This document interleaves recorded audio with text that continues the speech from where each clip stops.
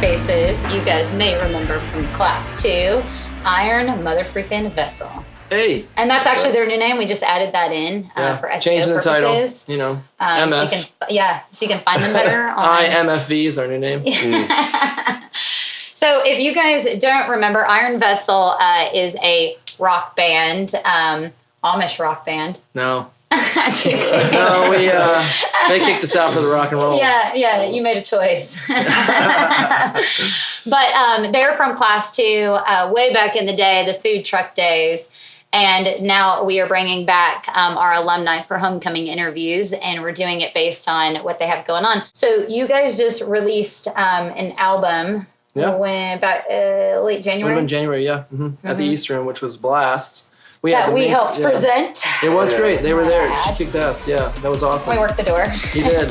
That was nice. That was a good night. We had the Cunning and the Minx come out and play with us. It was a really shoulder-to-shoulder night. So Dude, it went well. A packed house. It went well. It was a good night. It was a packed house. And what I love about you guys is so many things. The music, the lyrics, like just the passion behind it. I love your guys' mom.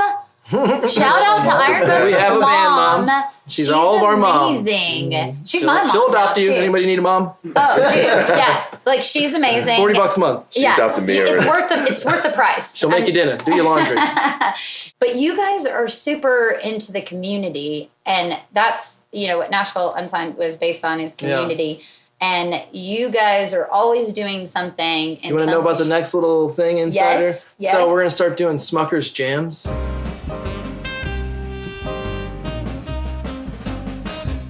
All right. That's their last name, by the way. Our last name, we're brothers. We're going to start doing Smucker's Jams at Center 615 and Home. Nice. They got a partnership with those guys. Helping our music evolve. Yeah, so I need to talk to you about getting involved in sponsoring that or something like that, or being there that night. But we're going to start doing Smucker's Jams where big amount of food we're going to cater. And then since that facility has like a practice space and a venue space, they have a pool table and ping pong table and all that. So everyone's going to eat. And then open jam, whoever wants to jam. So Smucker's Jams are coming. This is in the works. So. Coming soon, Smucker's Jams. I feel like you guys should sell jelly. Yeah, well, we'd probably get sued. Or you get a sponsorship. Literally, seriously. That's what I did.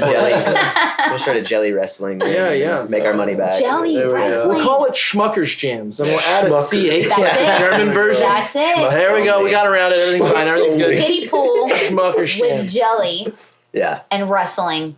Boom. It's a little sticky. I mean, I do like a sticky situation, so I'm all right. So tell us what you guys have coming up soon, what you guys have in the works. We actually just got involved with Home, the Helping Our Music Evolve. That's our practice spot right now. So shout out Logan, yeah, we are shouting out. That is such a great venue, homies. doing really great things. They sponsored our 1-year party, actually. Yeah. And they're doing really great things for the music community in Nashville and allowing or giving resources to artists that typically wouldn't have access to stuff like that. So really practice cool space program. there is really tight. But we also got a single release coming up. We don't know when. Don't say any dates. Not gonna release no dates yet. But we are working on a music they video listen. also, so we're gonna have that. Yeah, we're working on a music video, so we're getting the track cut at the end of this month. And then we're cutting a music video. So this will all be happening roughly around the end of the summer, but cool. That's kind of what we're brewing up. Trying to release some singles, just stay current, keep music coming out. I know some people are meeting you guys for the first time. Some people knew you guys from around the community or class 2. But tell us something weird or random. I used to be a child model. All right. There we go. I've got photos to prove it. You can fly them I was in. about to say, pics to prove it. We're going to edit these babies in. You better send it to me via email. I will. Please, Macaulay Culkin. Macaulay Culkin. Hey, so hit us I with was that. way better than him, and I'm not nearly as addicted to drugs. So. He was very choicey with his Maybe words. a little He's bit like- addicted to drugs. He's like, a little, not as much. I mean, but I play around, we date. Yeah, Drugs and I date a little. Play. I dabble. Caleb's actually 45. Yeah. Oh. I have that thing where I reverse age. Benjamin Button. Benjamin Button. Yeah, that's what's going on with it. So tell us, our last segment is the wild segment. So it's WHYLD. You guys remember this. The most valuable learning lessons that you guys have learned along the way in the music industry that you guys can gift to some up-and-comers. Well, I think making a lot of connections, a lot of community. I think once you make a very good relationship with a lot of people, there's a lot of good that it can do for also the community and not only your band. So it's not such a selfish thing. Yeah. It's kind of pushes your community forward.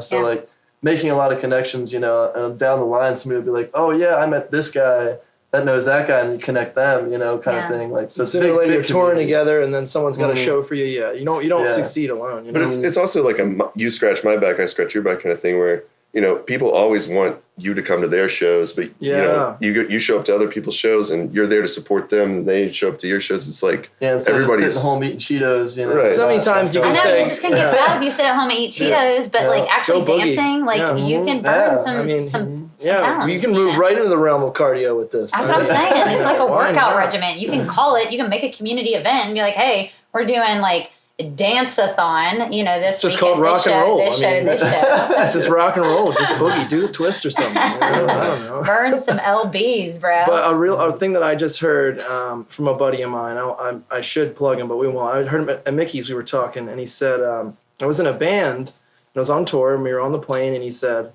there's something you're doing wrong on bass. I don't know what it is. If you don't change it, we're going to find another bass player. So he goes and he calls all his friends he knows are in the industry.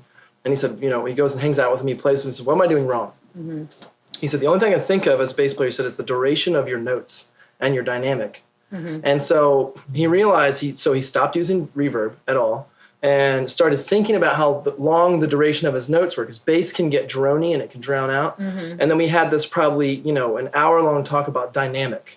And I think that's, as a rock and roller, especially, if you're a pop artist or hip hop, sometimes there's more dynamic than even in rock and roll. Mm-hmm. Sometimes rock and roll is just so balls to the wall that you don't sit back and say, how can we make every big climax of the song bigger by adding more dynamic? I think that's something that made Alabama Shakes a great band, was going 0 to 60, start do, the